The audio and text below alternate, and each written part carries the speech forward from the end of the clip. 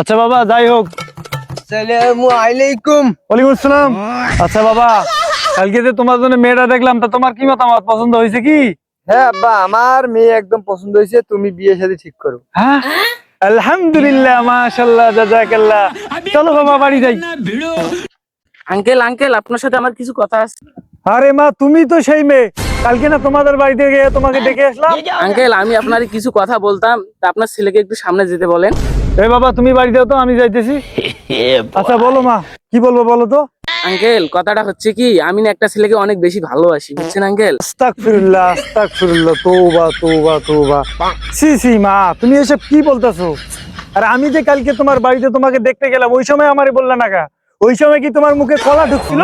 বিষয়টা হচ্ছে কি, কালকে আমার ফ্যামিলির চাপেতে আপনার ছেলেকে বিয়ে করার জন্য আমি রাজি হয়েছিলাম।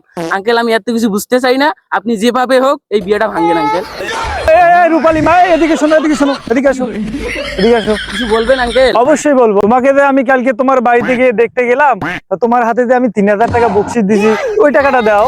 কি বলেন আঙ্কেল, এসব কি মানুষ চায় নাকি? আর আমার কাছে তো এখন টাকা নাই।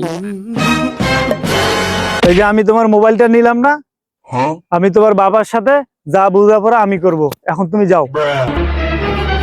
আঙ্কেল আমার মোবাইলটা নিয়েন না, 1 মিনিট 30 সেকেন্ডের একটা আমার ভিডিও আছে।